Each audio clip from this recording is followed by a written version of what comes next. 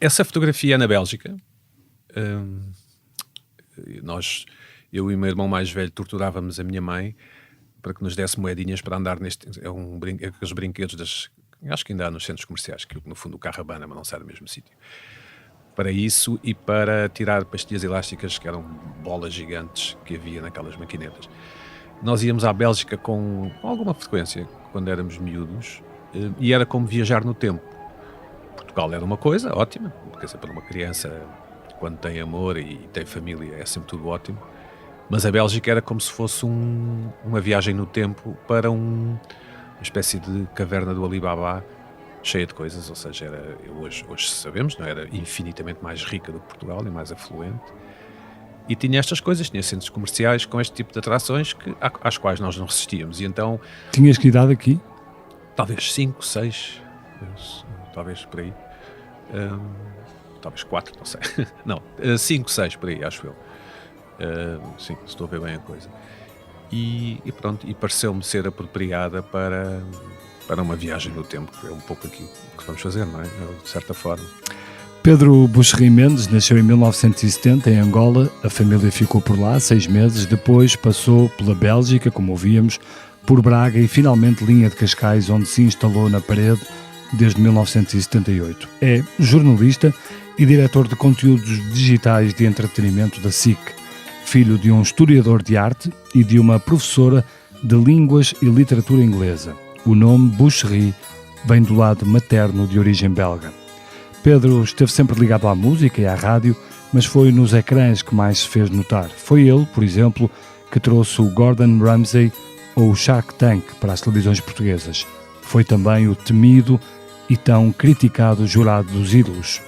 Numa das suas muitas entrevistas disse que pensa nele como sendo anti-esquerda e não como sendo de direita, e que a má fama da política é das coisas que mais o irrita. Eu sou o Bernardo Ferrão, nasci no Porto em 1976 e este é o Geração 70, um podcast com os protagonistas de hoje que nasceram naquela década e como as suas vidas foram sendo moldadas por um país que tanto prometeu. Sejam bem-vindos.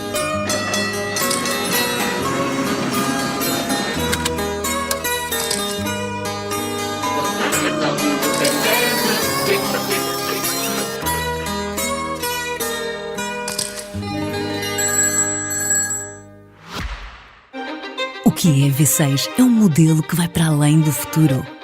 Aproveite o tempo deste podcast para utilizar o carregamento ultra rápido. É capaz de alimentar a bateria dos 10% aos 80% em apenas 18 minutos. É muito mais liberdade de condução para si. Saiba mais sobre o Kia EV6 em kia.pt. Kia. Movement that inspires. Pedro, falavas-me dessas idas à Bélgica, mas isso, nessa altura, portanto, vocês já estavam instalados em Portugal, já estavam na parede, como eu aqui descrevia, iam à Bélgica e à família toda, porque é que iam à Bélgica? A minha mãe ia sempre, a minha mãe é belga, tem uma família grande na Bélgica, ia sempre, e nós íamos algumas vezes. E a minha mãe ia visitar a família, os pais e os irmãos, e os cunhados e os sobrinhos. E ainda tens família lá? Sim, muita. Ainda vais à Bélgica? Não vou tanto, mas às vezes vou. A última vez que fui foi em 2019. E portanto a tua mãe ia lá, levava-vos a vocês? Às vezes, sim. E portanto era um mundo, como tu dizias há pouco, muito diferente nesses anos. Nos anos 70 era um mundo muito diferente daquele que existia em Portugal. Para teres uma ideia, os meus avós tinham uma casa, portanto, com um portão que abria com telecomando, portanto, isto ainda nos anos 70, a televisão a cores, e a minha avó tinha uma coisa que eu achava verdadeiramente espantoso, que era gelados de pauzinho em casa, portanto, aqueles gelados que nós comemos na rua, os lá, e ela em 78 já os tinha, portanto, já havia na Bélgica, nos supermercados, e ela tinha em casa. Portanto, podes imaginar o que era para uma criança. Nós aqui comíamos tule creme e eu lá já comia Nutella. Portanto, também não era mal tule creme. Sim, mas o nível de conforto material era... Quer dizer, não há explicação, é quase como aqueles filmes em que o miúdo sonha e está num mundo muito mais rico e muito mais cheio de coisas, com muito mais cor. Era isso. Imagina a dificuldade da tua mãe vos trazer para Portugal, depois dessas passagens pela Bélgica. Talvez não me lembro bem. Acho que vinhamos, quer dizer, acho que na nossa vida em Portugal, e independentemente de ser a nossa, também era uma vida boa, não é? Ali havia o convívio com mais coisas materiais, não é? As crianças são sempre vulneráveis a isso, ou são sempre sensíveis a isso, mas vinhamos normalmente para Portugal. A vossa vida, tu dizias vida boa, era uma vida de quê? Uma vida, andavas na escola pública? Sim, sempre andei na escola pública. Era boa porque a vida nos anos 80 em Portugal, portanto no final dos anos 70 e nos anos 80 em Portugal, era uma vida boa e agradável. Pelo menos para mim e para os meus amigos, e na rua, era uma vida de rua, era uma vida de ver televisão, era uma vida de ir à escola pública, como dizia bem. Era uma vida boa, é uma vida de criança. Eu acho que às vezes nós em Portugal não temos a noção de como soubemos superar depressa aquela fase a seguir ao 25 de Abril. Nos anos 80 a vida já era muito normal, digamos assim, apesar do país ser pobre e de algumas zonas do país ser mesmo francamente pobre, mas nós já tínhamos na rua uma vida de normalidade. Portanto, eu acho que muita gente se relaciona com esta ideia e, portanto, a vida era boa na medida em que era normal. Mas de que forma é que tu notavas essa passagem rápida depois do 25 de Abril em Portugal?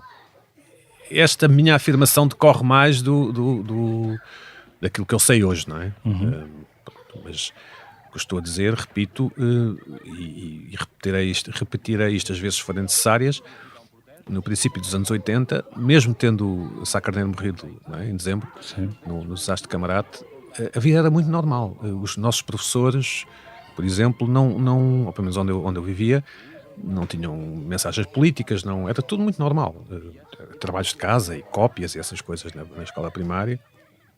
E depois o estudo preparatório secundário. Mas o ambiente do país não era totalmente assim, não é? Não, mas certo. Era um país muito politizado, mas para as crianças, muito aceso. Mas para as crianças é isso que eu estou a sublinhar e que acho que nós não reconhecemos o suficiente. As crianças eram de alguma forma protegidas disso. Talvez sejam sempre protegidas em todas as eras políticas em que há mudanças de regime, mas aqui era assim. Portanto, quando me perguntam pela minha infância nos anos 80, foi uma infância plácida, foi uma infância boa. E foi uma infância de onde tens recordações ainda desses tempos mais quentes pós 25 de Abril ou não? Sim, mas nós vivíamos em Braga, não é? Sim. Nós vivíamos em Braga, o meu pai estava na Comissão Instaladora da Universidade do Minho. E, enfim, no Norte a situação política era um bocadinho diferente aqui na região de Lisboa, portanto eu aqui não sei como é que foi, ou na região, enfim, que aqui era mais politizado, acho eu, não é? E no Norte era mais à direita. Exatamente. Também. Portanto, menos, eu diria menos... Menos afetosos. Isso. Esses humores, essas coisas. Sim. O que eu me lembro mais dessa fase pós-revolucionária em Portugal é das paredes todas pintadas e cheias de cartazes, que é uma coisa que nos acompanhou durante muitos anos ainda, não é? Mas eu achava aquilo normal, lá está. Tal como achava normal os políticos também estarem sempre a discutir na televisão, não é? E havia sempre eleições e tal. Mas nós gostávamos das noites eleitorais como um espetáculo televisivo. Portanto, tudo aquilo fazia parte de uma normalidade, às vezes excitante aqui no bom sentido, mas não me lembro de ter sentido perigo, não me lembro dos meus pais terem sentido perigo. Apesar dos meus pais falarem imenso e com amigos em casa e não sei o quê, destes e daqueles que estavam na universidade a tentar fazer isto e tentar fazer aquilo. Havia muito debate político em tua casa? Havia muitas conversas sobre a universidade e pronto, e algumas dessas conversas... Mas as universidades muitas vezes também eram... Isso, derivavam para a política, mas era uma política dentro da universidade. Sim, claro. Jogos políticos, enfim. Os conselhos científicos. Isso, essas expressões todas. É, aquela coisa. Fiquei mais ou menos alérgico a isso. Eu também tive isso na minha casa. Pronto, meu pai também estava numa faculdade. Então pronto, então saberás o que é.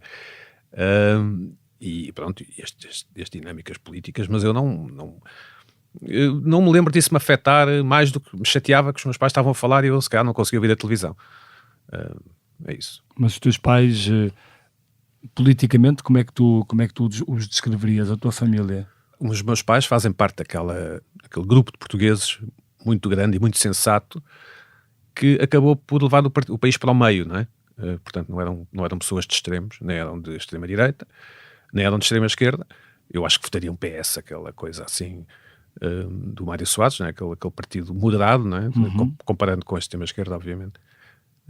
Portanto, faziam parte desse grande grupo de pessoas que impediram, digamos assim, que os comunistas ocupassem o poder. E eles alguma vez te levaram a um comício, por exemplo? Não. Nem sei se eles alguma vez foram. E tu alguma vez foste a um comício? Não, nunca fui a um comício. Nunca te interessou?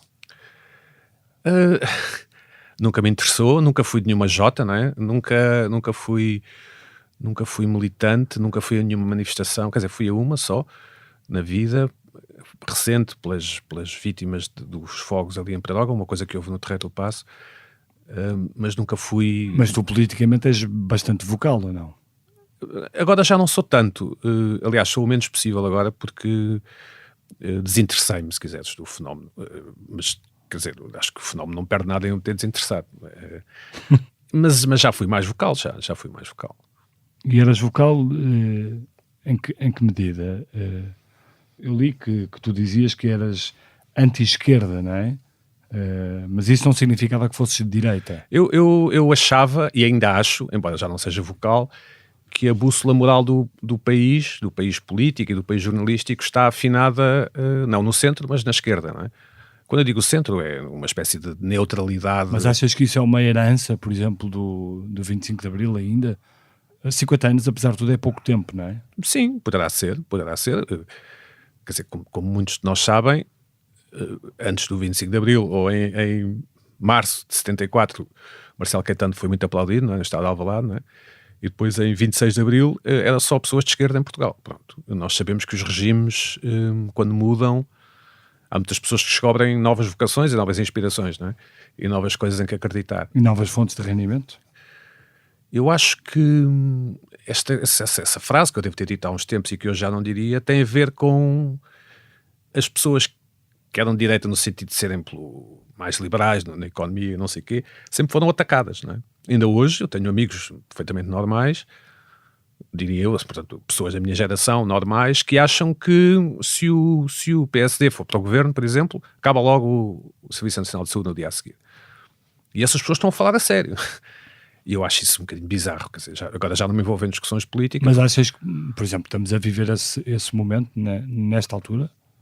Não, porque não é maioria, não é? O PSD não tem maioria. Sim, mas o PSD está no governo e também se ouve falar do fim do Serviço Nacional de Saúde. Não, eu estou a dar este exemplo que é meio cómico, meio caricatural, mas verdadeiro. Acham mesmo que é a primeira coisa que vão fazer.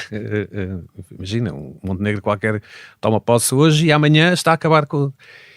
E o problema é que essas pessoas estão a falar a sério. Nessa convicção, que é um disparate, não é? Porque mesmo que o PSD quisesse desmantelar o Serviço Nacional de Saúde, nunca podia ser feito num dia, não é? Pronto, quanto mais não fosse por causa disso. Mas tu achas que por exemplo, esta eleição do governo, por exemplo, agora do PSD, apesar de não ser maioritário, decorre ou está a ajudar a polarizar muito a nossa sociedade?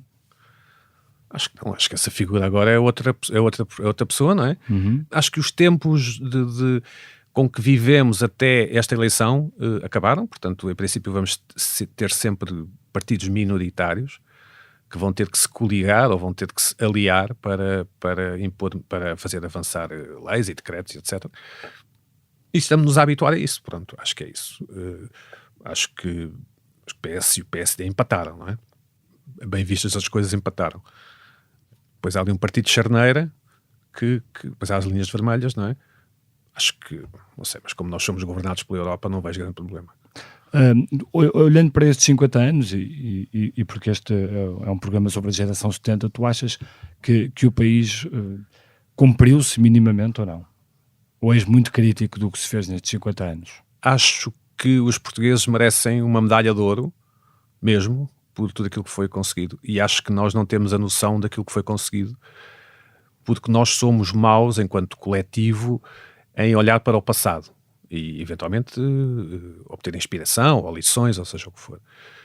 Mas acho que sim, acho que Portugal está incrivelmente melhor, as populações vivem muito melhor, não quer dizer que não haja motivos de queixa, obviamente. Portanto, acho que o Portugal democrático é uma história de grande sucesso. Para te responder, se calhar não estavas à espera que eu dissesse isto, mas... Não. Mas é uma história de grande sucesso. Não é de sucesso, é de grande sucesso. pronto, agora é continuar.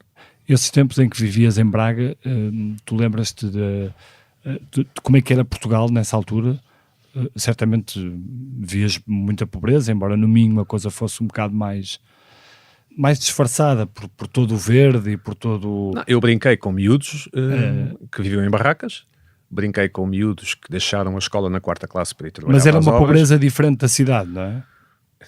Tem graça porque eu tenho andado a pensar nisso por outras razões, mas para nós um pobre era alguém que tinha um pau e uma trouxa de roupa, aquela imagem, lugar comum, do mendigo. Eu não via os meus amigos como pobres ou como ricos. O rico era aquele que teria uma casa com piscina, e como não tinha nenhum amigo desses, não tinha nenhum rico, e o pobre era o mendigo. Portanto, ali no meio, eu não via que as pessoas fossem pobres ou ricas. Portanto, se tivessem piscina, seriam ricos. Se fossem mendigos, seriam pobres. Ali no meio eram todos mais ou menos, não vou dizer iguais, mas uns tinham mais umas coisas, outros tinham mais outras coisas. Mas eu tive amigos que viviam em barracas, normalmente, e que deixaram a escola na 4ª classe também normalmente, para ir trabalhar para as obras e para oficinas de automóveis. Tudo isso normalmente. Eu ia à praia em Carcavelos no princípio dos anos 80 e o esgoto saía para a água do mar, não é? Para mim também era normal que isso acontecesse. Pronto. E tomavas ali banho sem qualquer problema. Não, íamos um bocadinho para o lado, talvez 20 metros para o lado. Mas sim, não havia grandes estados de alma sobre isso. E achávamos a praia espetacular, e de facto a praia de Carcavelos é espetacular. E foi uma grande diferença quando vieste para Lisboa, para Carcavelos? Sim, para a parede. Foi menos frio, não é? Desde logo, menos frio. Faz muito frio no norte do país, comparado aqui com esta região, não é? Mas sim, foi normal também, foi sempre tudo normal. Tá bem, mas não te lembras de diferenças assim grandes? Eu não tenho uma vida mitopoética, não tive... achei tudo mais ou menos normal. Jogava a bola na mesma, jogava a bola em Braga, jogava a bola aqui em Lisboa. Não comia, comia nésperas a norte, comia nésperas aqui. Não tive... se quiseres avançando um pouco, eu só comecei a ter uma maior consciência das coisas para aí com 19 anos, quando eu fui para a faculdade. E a extrema-esquerda não me deixava ter aulas. Pronto, foi aí que eu ganhei fui inoculado com o vírus do anti-esquerda. Porque começava mais ou menos a guerra das propinas e os tipos faziam umas coisas que chamavam RGA. Pronto, por mim tudo bem, façam à vontade. Mas queriam impedir os outros de ter aulas. Isso para mim não foi aí que eu, vi as diferenças entre as pessoas. Mas como é que reagiste na altura? Mandei-os à fava, claro, não é? Não reagi, mas mandei-os à fava e fui para as aulas. E esses tempos de grande rebuliço universitário, queres contar mais alguma coisa? Lembras-te de... Eu andei sempre na escola em instalações degradadas, pavilhões, chovia lá dentro, esse tipo de coisas. E na faculdade também, eu andei na Universidade Nova, na Avenida de Berna, e pronto, e era assim, eram umas instalações deploráveis, mas nós gostávamos de ter aulas, gostávamos dos colegas, gostávamos de beber umas cervejas, pronto, tudo... Achávamos isso com normalidade também. Mas ideologicamente era uma universidade ou era um momento, tempos universitários já muito vincados ideologicamente ou não? Começa aí a primeira grande luta da juventude portuguesa. Existiu um movimento contra o serviço militar obrigatório nos anos 80, mas não teve grande tração. E ali no final dos anos 80, ou quando eu vou para a universidade, em 89, 90... começam as lutas académicas, que depois vai desembocar naquela coisa da geração rasca, que o Vicente Jorge Silva usou essa frase.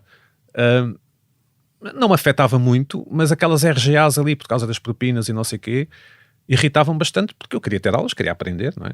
Mas não percebias o outro lado? Não percebias que as pessoas achassem que as propinas eram muito altas? Mas as propinas eram 1.200 escudos por ano. Portanto, não parece que fosse muito. Era esse para ti, se calhar, não era? Sim, porque nas universidades privadas pagava-se 25 contos por mês. Portanto, comparando, não era muito. Portanto, achas que passava muito por uma utopia de esquerda? Achar que as propinas tinham que ser baixas ou quase zero? Não, eu achava aquilo uma infantilidade, mas quer dizer, não tinha consciência política, não tinha noção das coisas. Com 19 anos não se tem, quer dizer, alguns têm, eu não tinha, mas achava aquilo irritante, pronto. Eu queria ter aulas, insisto, também não pensava propriamente nos outros, pensava em mim, não é? Depois tiras o curso na Universidade Nova e como é que começas a entrar no mundo do... Eu já trabalhava na Rádio Marginal, mídia, trabalhava na Rádio Marginal e trabalhei durante o meu curso. Fazias o quê na Rádio Marginal? Fiz muita coisa, incluindo ser diretor de programas com 21 anos. Correu bem. Escrevia para o Independente também. Pronto, era assim. Música. Eram muito, muito diferentes esses tempos dos mídias em Portugal. Para mim eram, sim, para mim eram. Mas eram tempos em que também não havia muito dinheiro nos mídias? Portugal sofre uma grande crise económica em 92, 93, acho eu, que é o fim do cavaquismo. Uhum. E aí começa a história do não entra ninguém para o quadro, Recibo Verde, pronto, é uma história que ainda vivemos hoje, não é? Mas havia mais dinheiro, sim, havia mais dinheiro do que agora, acho eu. E depois a televisão, como é que isso acontece, essa passagem? Bom, eu estava aqui na empresa, onde estava à frente de uma revista, e o Bastos e Silva, que era o diretor-geral da SIC, convidou-me para dirigir os canais temáticos da SIC. Eu nunca lhe disse, mas eu não via sequer os canais temáticos da SIC, mas aceitei, pareceu-me bem. Mas há uma altura em que ele deve ter achado que eu tinha essa capacidade. Portanto, passei direto, digamos assim. Eu em televisão nunca não fui diretor, digamos assim, nunca. Mas há uma altura em que passas para a frente das câmaras. Eu já fazia um programa na SIC Mulher, sim. Prazer dos Diabos, e pronto, e aí aparecia, não é? E depois faço o Ídolos em 2009, acho eu. Não é? É isso que te referes? Sim. Pronto, sim. E o que é que mudou aí na tua vida, nos Ídolos? Não sei, metade dos dias arrependo-me de ter aceitado, na outra metade dos dias não me arrependo. Não sei bem o que é que mudou. Quer dizer, evidentemente o reconhecimento, as pessoas reconhecem-me na rua, não é? Ou reconheciam-me na rua e não me reconhecem. Pronto, isso. Mas essa metade dos dias em que te arrependes é porquê? Porque enfim, embora possa não parecer, tendo a ser discreto, ou gosto da ideia de me achar uma pessoa discreta, pronto, e perde-se um pouco de privacidade, se quiseres. Mas tu eras muito criticado, eras o mauzão daquele júri, não é? Sim, isso foi propositado. Mas também era elogiado, não é? Sim, é verdade, mas era propositada aquela tua...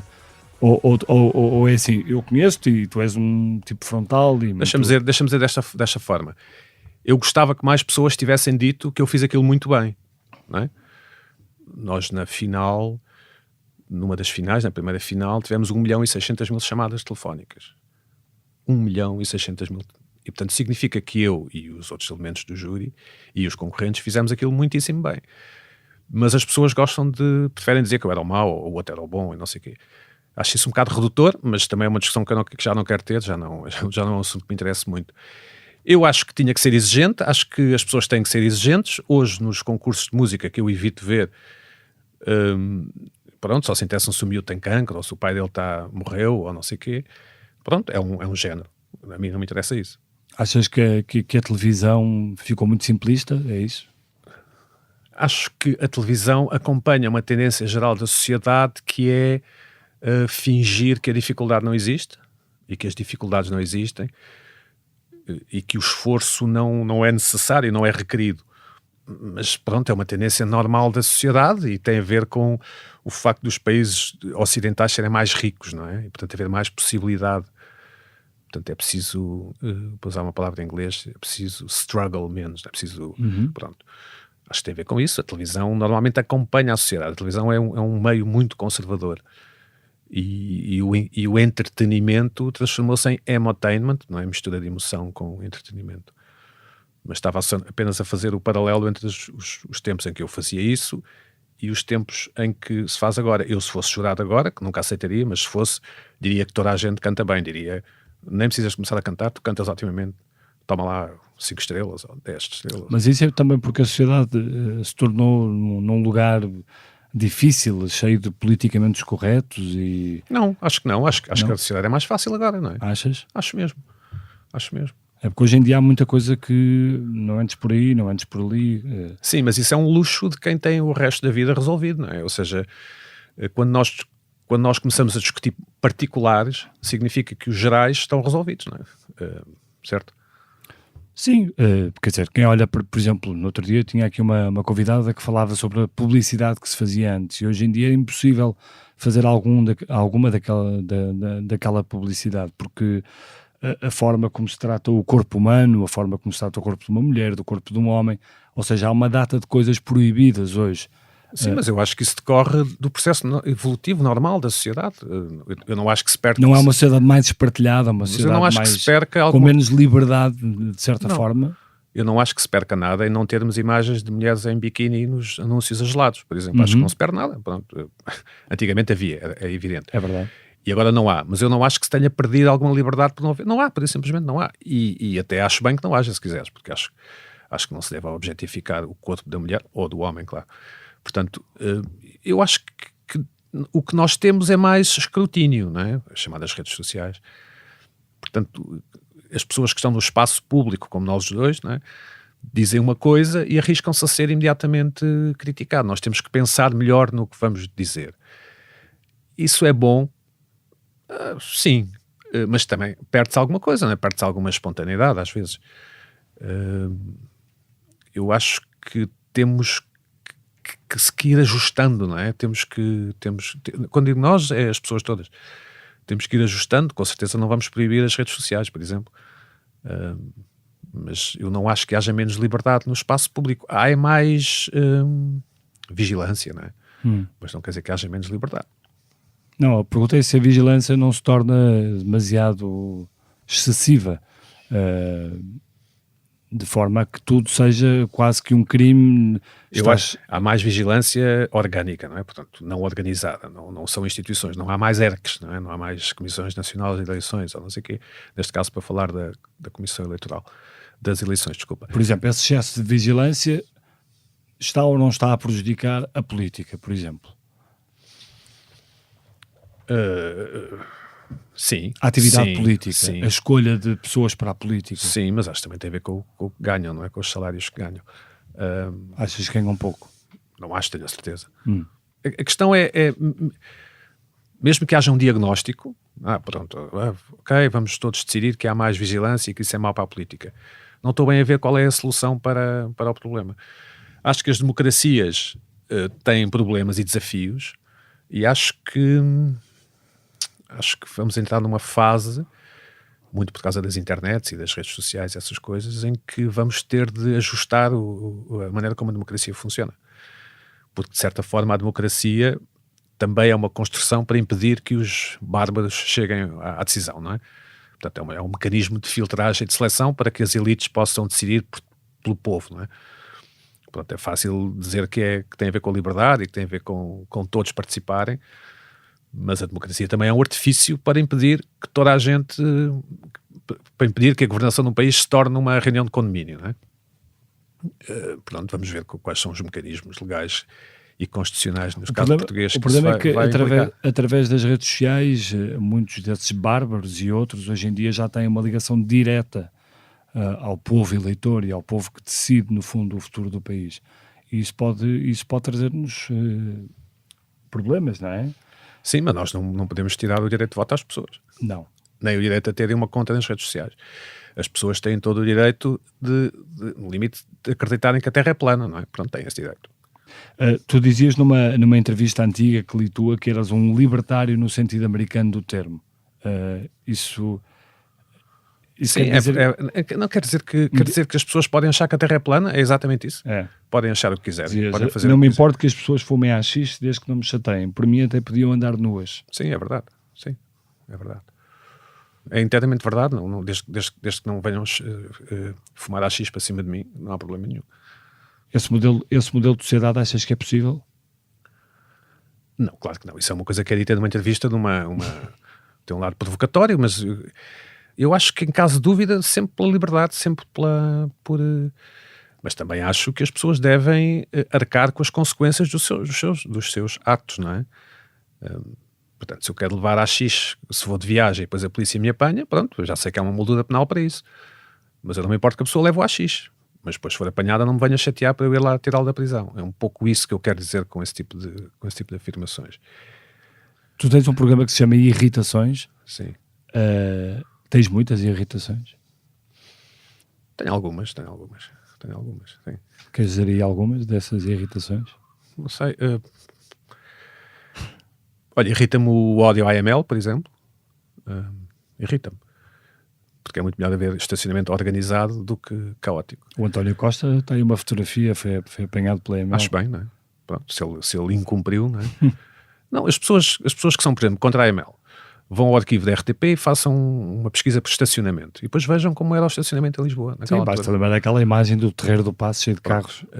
Esse tipo e outras. Irrita-me as pessoas que faltam às reuniões de condomínio e se orgulham disso. As pessoas dizem naturalmente, eu nunca lá pus os pés. Pronto, isso irrita-me bastante. Irrita-me bastante as pessoas que dizem que não gostam de políticos, porque, enfim, alguém tem que decidir, não é? Pronto, esse tipo de coisas. Pessoas que dizem que não têm tempo para ler. Sim. Como se fosse preciso tempo, não é? Às vezes é preciso um bocadinho de tempo. Bem, deixem de fazer outras coisas, deixem de falar tanto ao telefone, sei lá. Se ler for importante, arranjem tempo. Tu escreveste um livro que o trouxeste, chama-se Segredos de Família. Trouxe para te oferecer, sim. Eu sei, mas já agora aproveito para falar um bocadinho deste livro. É sobre o que este teu livro? É um policial que decorre na Serra da Estrela, que o meu pai era daquela zona, da Beira Alta, e pronto, decidi passar lá uma história, sim. É um policial. Quanto tempo é que demorou a escrever esse livro? Escrevi durante o Covid, mais ou menos. Fui escrever algumas partes e depois parei e tal. No total, para aí 2 anos, por aí. Foi difícil o Covid para ti? Perdi o paladar, perdi o olfato. E pá, deves ter ficado muito irritado, não? Fiquei, mas quer dizer, não tenho grande alternativa, a não ser dar um tiro na cabeça. Pronto, não há nada a fazer, não é? Mas voltaste? Não completamente. Mudou completamente o sabor da Coca-Cola, é outro, completamente diferente. Mas o Covid permitiu-me várias coisas, nomeadamente refletir sobre a memória, que é um assunto que me interessa muito agora, porque nós temos uma coisa chamada memória olfativa, não é? E memória... Não sei, acho que quando nós passamos por uma questão de saúde, assim, que marca, não é? Relativizamos certas coisas, e pronto, e agora dedico-me mais a outros, e menos a coisas que fazia antes. Mas nós tivemos, quer dizer, quando eu digo nós, algumas pessoas, tivemos um Covid Netflix, não é? Quer dizer, a pior foram as pessoas que ficaram falidas e que perderam pessoas de família. Como dizia o Rodrigues Carvalho, tenham noção. Pois, sim, claro, mas houve pessoas que mesmo tendo noção se deram mal, não é? E acho que a nossa solidariedade deve ir para essas pessoas, quer dizer, o meu olfato e o meu paladar comparado com quem perdeu um negócio, não... Pronto, é uma coisa... Isso. É uma coisa de pormenor. Só uma pergunta, antes de passarmos à próxima fase do podcast. Tu já votaste à esquerda? Eu acho que não. Mas lá está, eu tenho má memória. À esquerda do PS não votei de certeza absoluta. E no PS já votaste? Ou o PS é à esquerda? Acho que o PS é um partido do centro, não é? Que às vezes tem que fingir que é de esquerda e às vezes tem que fingir que é menos de esquerda. É um partido de poder, não é? Como o PSD. Não tenho grandes exigências ideológicas em relação a esses dois partidos. Eu posso ter votado, mas acho que não. Mas pronto. Mas posso ter votado quando tinha 20 e tal anos, sei lá. E quem é que foi o político português que mais admiraste? Passos Coelho durante a Troika, aquela fase, sem dúvida, sim. Achas que ele foi mal compreendido? Ainda é mal compreendido? Bem, isso tenho a certeza que sim, não é? Acho que o país deve muito a Passos Coelho, mas pronto, eu acho que ele saberá, pronto, que é a vida, não é? A vida é assim, não é? E vamos ver se volta. Acreditas? Acho que não, mas pronto.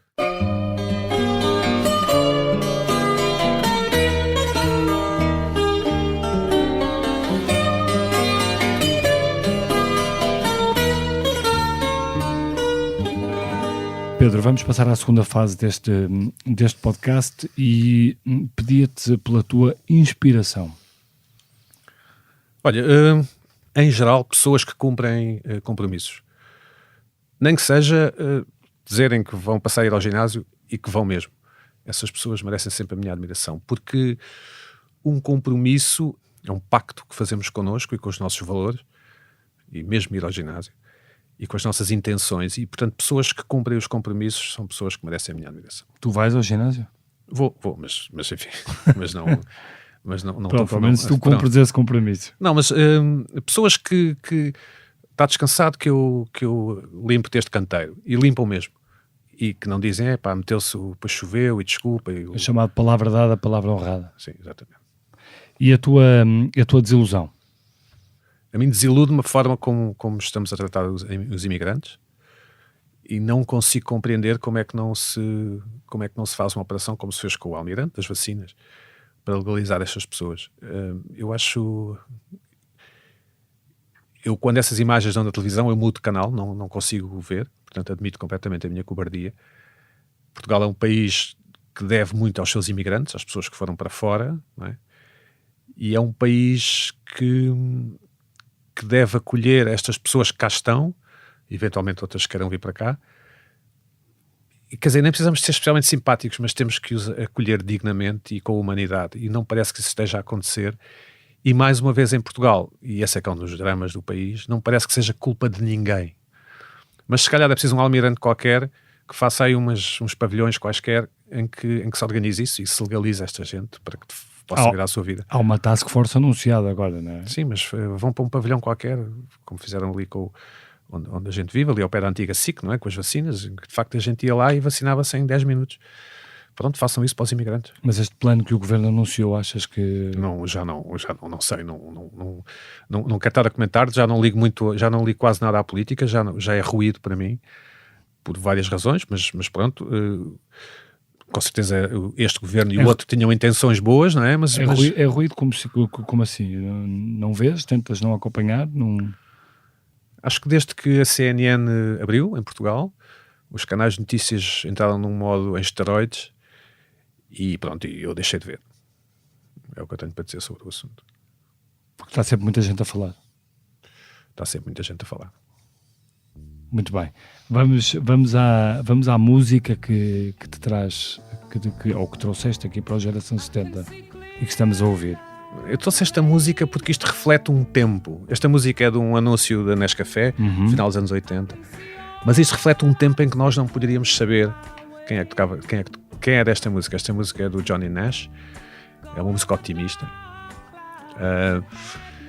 mas sobretudo reflete um tempo antes da internet em que nós ou tínhamos um amigo, ou um tio, ou um primo que sabia de quem era esta música, ou então andaríamos a discutir este assunto anos. Pronto, fica aqui. Ainda não usávamos o Shazam. Pois não havia, não é? Pois. Não havia nem Shazam, nem Google, nem nada. Sim. Mas é bom. Por causa disso. Mas é bom que tenha aparecido o Shazam claro e que é, Google. Claro que sim. Claro que sim. É ótimo, sim, claro que sim. Mas houve um tempo em que nós não tínhamos isso. Sem dúvida. Bom, Pedro, muito obrigado por teres vindo ao Geração 70. Obrigado Este podcast teve a sonoplastia de Salomé Rita e João Ribeiro, a produção editorial de Mariana Oca Ferreira, a fotografia de Matilde Fieschi, a edição vídeo de Gabriel Pato e a coordenação de Joana Beleza. Eu sou o Bernardo Ferrão, muito obrigado.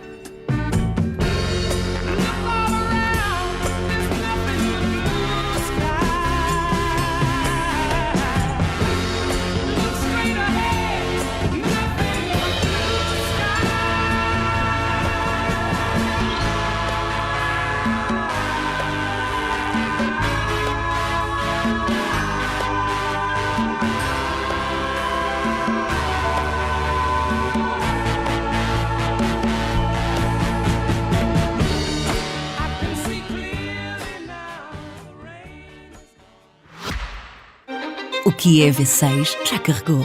Aproveite os 528 km de autonomia num test drive e conheça em detalhe o design inovador feito com materiais amigos do ambiente como o plástico reciclado e o couro vegan. Dirija-se a um concessionário Kia e descubra o Kia EV6. Kia. Movement that inspires.